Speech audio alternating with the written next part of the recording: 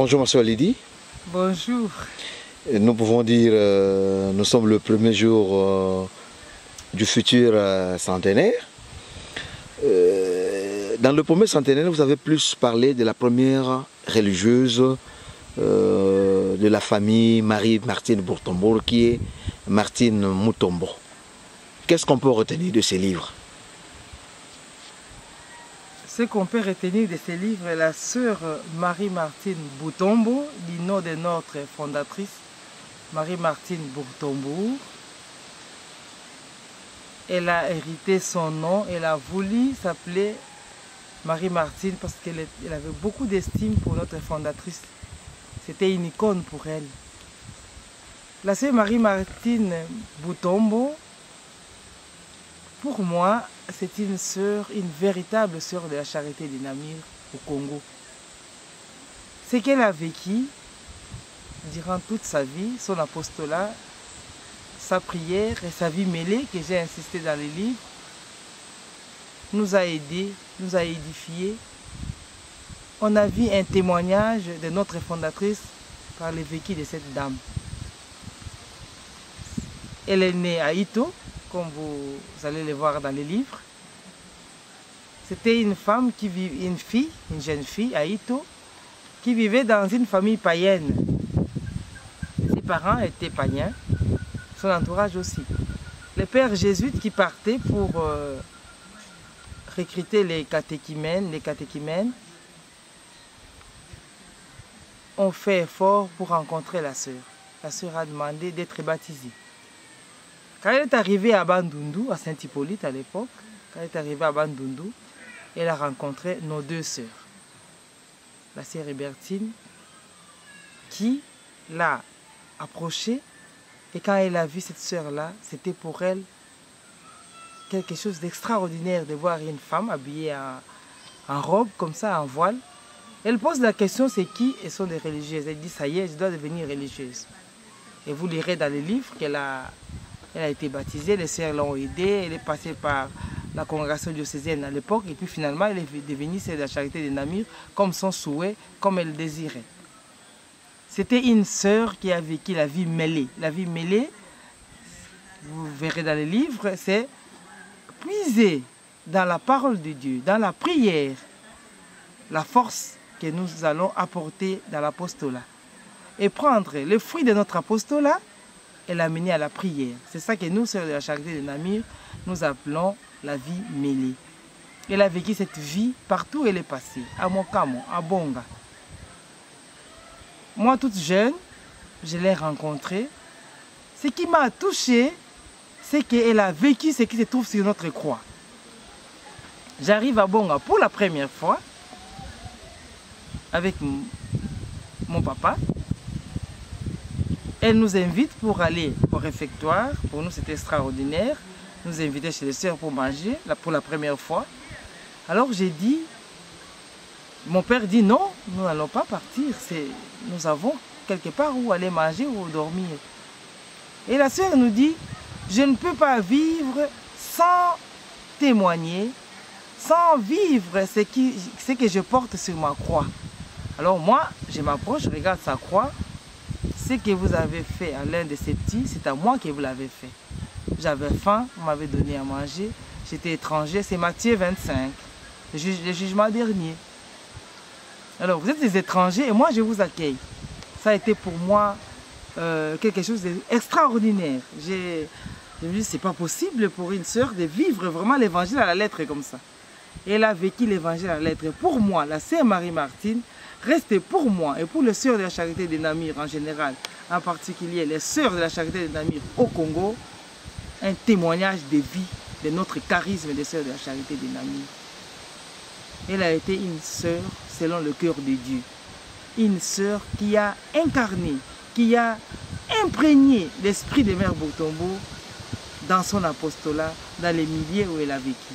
Pour moi, c'est une sœur que nous ne pouvons pas laisser son témoignage sans l'éclamer haut, sans dire à haute voix ce qu'elle a fait. Ce qu'elle a fait, c'est ce que Mère Bourtombour en personne a fait dans les rues de Namur.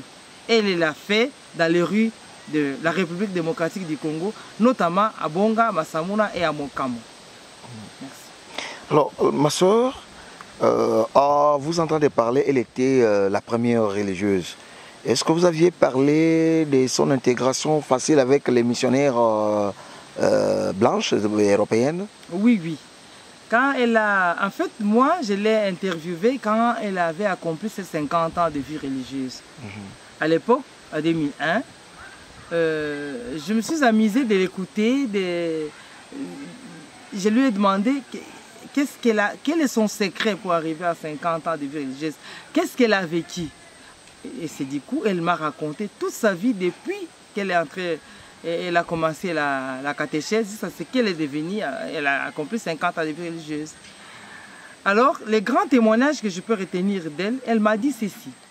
Elle est entrée au couvent pendant que le Congo était colonisé par les Belges. Elle était toute seule parmi les sœurs belges. Mais ce qu'elle m'a dit et qui m'est resté marqué jusqu'à aujourd'hui, elle m'a dit, je n'avais jamais senti un instant ou une minute cette différence entre moi et mes consoeurs belges. Nous étions toutes filles de Mère Bourtombourg. Il n'y avait pas de diocèse, il n'y avait pas de race, il n'y avait pas de pays. On était toutes dans le diocèse de Mère Bourtombourg. Et je me rappelle qu'avant sa mort, 1 heure avant sa mort, elle m'a redit la même chose. Elle m'a dit, parmi vous, qu'il n'y ait pas de diocèse, qu'il n'y ait pas de race, qu'il n'y ait pas de tribus, vous êtes toutes dans le diocèse de Mère Bourtombourg, dans les pays de Mère Bourtombourg. Et à l'époque, en 2001, quand j'ai entendu son témoignage, j'ai écrit un petit livre, qui n'était pas un livre, un petit recueil comme ça que j'ai écrit. Ce n'était pas pour publier, c'était pour moi, pour garder, pour que je n'oublie pas ce qu'elle m'a dit. Tellement, pour moi, cette sœur, pour moi, c'est une sainte. Pour moi, dans ma foi, c'est une sainte. Parce que je prie par elle, je lui demande beaucoup de grâces que j'obtiens. Les témoignages, je ne saurais pas les dire parce que j'en ai tellement beaucoup. Alors je me suis dit, pour ne pas perdre ce qu'elle m'a dit, je ne l'ai même pas réécrit. Donc en 2001, j'avais déjà fait quelque chose, j'avais déjà mis par écrit quelque chose. Alors, dans l'inspiration, je me suis dit, comme on va fêter les centenaires, c'est mieux de mettre par écrit la vie de la première sœur de la Charité de Namur. Et c'est ça qui m'a poussé à écrire ce petit livre pour aider à l'Église universelle de voir aussi ces témoignages de la charité concrète au quotidien de Sainte Marie-Martine envers ces pauvres. Si vous partez à Bonga aujourd'hui, vous allez entendre, les gens parlent d'elle comme si elle est décédée hier, mais ça fait depuis 2005 qu'elle est décédée. C'est comme si elle est décédée hier, parce que les gens sont restés marqués avec tout ce qu'elle a fait autour d'elle à Bonga. Donc, c'est ça que je peux dire. Elle n'a pas senti la colonisation, elle n'a pas senti la différence entre les sœurs. Quand elle est arrivée à Namur, elle m'a raconté, toutes les sœurs criaient de joie de voir qu'elles avaient la première sœur congolaise, la première sœur noire, qui était devenue sœur de la Charité de Namur. Elle m'a dit, elle a vécu dans toutes les communautés avec les sœurs belges, avec les sœurs italiennes. Elle n'a jamais senti cette différence-là. C'est ça qui est pour moi aujourd'hui un témoignage dans mon apostolat, dans ma mission. Je sais que nous sommes toutes sœurs, filles de Mère Bourtombourg, toutes sœurs de la charité, pour témoigner ensemble de l'amour de Dieu puisé dans la Sainte Trinité. Alors, est-ce qu'aujourd'hui, à travers ce que vous avez reçu d'elle, vous personnellement et vos consoeurs, faites quand même effort de vivre réellement la passion ou bien la mission de cette congrégation comme votre aîné? Oui, je commence par mes consoeurs. Je dis oui. Je sais que nous sommes des personnes, on a des faiblesses. Mais je dis oui. Preuve, vous voyez comment les sœurs de la charité œuvrent dans les milieux où ils travaillent. À l'hôpital, à l'école, vous avez vu ce qui s'est passé lors de nos centenaires. C'est-à-dire que nos sœurs, elles parlent de Mère Bourtombourg, elles parlent de l'esprit qu'elle nous a laissé. C'est pour nous un témoignage de vie, un témoignage de foi. Pour moi, personnellement, chaque jour que je mets ma croix, Marie-Martine Boutombo, la sœur qu'on appelait Yambuta, m'avait dit, une sœur de la charité ne peut pas prendre sa croix et les mettre comme ça sur son cou sans faire une prière.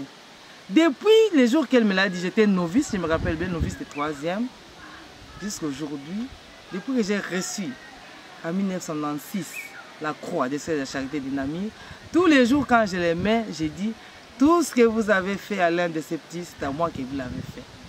Tout ce que j'ai fait effort pour que, en le faisant, je le fais au Christ qui me le demande. Alors, on va clôturer, ma soeur Lydie. Merci d'avoir disponibilisé votre temps pour cette interview exclusive. Est-ce que vous pouvez quand même dire un petit conseil aux jeunes sœurs qui venaient d'entrer dans la congrégation et aux jeunes filles aussi qui peut-être qui vont suivre cette émission, bien qui voient les Sœurs de la Charité de Namur, qui ont aussi envie d'être religieuses comme vous? Oui, je peux dire deux choses. La première chose, pour les Sœurs de la Charité, les jeunes, dans le petit livre que j'ai demandé à la sœur Rosette Moukila, la régionale, de donner à toutes les sœurs, pour que chacune ait un exemplaire. Dans ces petits livres, il y a tout. Yambouta nous a tout dit. Il y a notre esprit, ce que nous devons faire dans notre apostolat, comment nous devons nous comporter par rapport à la société, par rapport à notre émission des Sœurs de la Charité de Namur, par rapport à nos collaborateurs avec qui nous travaillons, par rapport à nos familles. Tout est écrit dedans. Si nous lisons, si nous méditons, nous réfléchissons, nous allons nous rendre compte qu'il y a beaucoup. Et dans ce livre aussi, il y a des témoignages des sœurs qui ont vécu avec c'est Marie-Martine Boutombo, qui pouvaient nous inspirer aussi en écoutant ces témoignages. Aux jeunes filles qui veulent devenir sœurs de la charité, j'ai dit ceci. Le monde aujourd'hui, c'est un monde en mutation. La vie est devenue tellement dure en République démocratique du Congo et ailleurs. La vie est devenue tellement dure que les valeurs évangéliques souffrent. Donc, ce que nous devons faire, c'est de valoriser ces valeurs évangéliques qui sont d'actualité et nous accrocher au Christ qui nous appelle à nous consacrer à lui et qui nous consacre. On essaye de s'accrocher à lui et lui seul peut nous aider à avancer malgré les difficultés. Aspirante, jeune sœur, je ne sais pas postuler en tout le monde, dans la foi chrétienne, essayons de nous accrocher uniquement au Christ et à lui seul. Et il nous donnera la force de vivre notre apostolat et notre consécration tel que nous pouvons les vivre selon le cœur de Dieu. Juste une relance, ma soeur, vous allez nous excuser. Vous avez parlé là, la sœur a été aux côtés des missionnaires pendant la colonisation. Elle n'avait pas senti qu'elle était, comme on nous appelait, disons qu'elle était noire. Actuellement, vous vivez à la Maison Générale. Et comment vous vous sentez au milieu de vos consoeurs belges ou bien européennes? La première année que je suis arrivée, j'ai vécu dans une communauté, j'étais toute seule noire, toute seule africaine. Donc une nouvelle Mutombo. Une nouvelle, Mutombo. J'étais dans la communauté qu'on appelle la communauté de la Forge, la communauté des mères fondatrices, là où étaient les îles de son mari, on appelle ça la communauté de la Forge. J'avais que les sœurs européennes et j'étais la responsable de leur communauté. Je n'avais rien senti.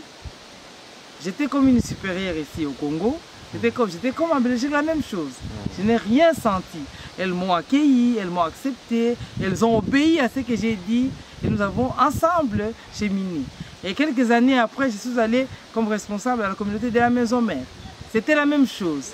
J'ai travaillé avec mes concerts africaines, j'ai travaillé avec mes concerts belges. Maintenant, je suis dans une grande communauté qu'on appelle la Béthanie, où les sœurs sont des sœurs malades, des sœurs âgées, de 105 ans, de 100 ans, de 95, 96, 97. Ce qui me touche beaucoup, c'est leur témoignage de fidélité à Dieu et à leur vocation. Je n'ai jamais senti une discrimination, je ne me suis jamais senti moins celle de la charité. Je me sens une fille de Mère Boutombo, avec elle ensemble, et on continue la vie ensemble, et on avance vers la perfection. L'appellation Yambouta est devenue pour toutes les aînées sœurs. Mais elle s'appelait Yambouta Cher. Elle a ajouté Cher à côté parce qu'elle était Yambouta de Yambouta. Ok. Donc c'est d'elle qu'est née l'appellation Yambuta dans votre congrès. C'est l'appellation Yambuta et c'est elle qui a commencé à appeler la sœur Aimée Myriam Masoup. Chez nous, les supérieurs, on les appelle Masoup. C'est ma supérieure. À Kikongo, il a dit Masoup. C'est elle qui a commencé à dire Masoup, appeler la sœur Aimée Myriam Masoup. Alors c'est ça que vous entendez, les sœurs de la charité, on les appelle les supérieurs des communautés, on les appelle Masoup. Ça vient d'elle. Donc vous avez vraiment une véritable histoire. Une véritable histoire avec cette sœur-là. Merci beaucoup ma sœur. Je vous remercie. Et tu m'as piqué Congo Mbote? Bien. Merci ma soeur. Merci, merci Minky, ma journaliste. Merci. Vous vous levez, vous partez.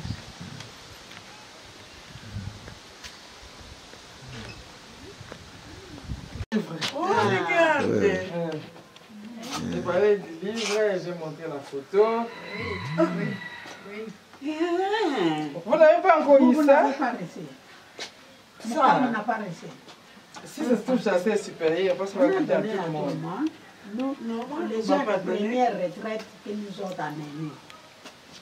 Les gens de première retraite que nous ont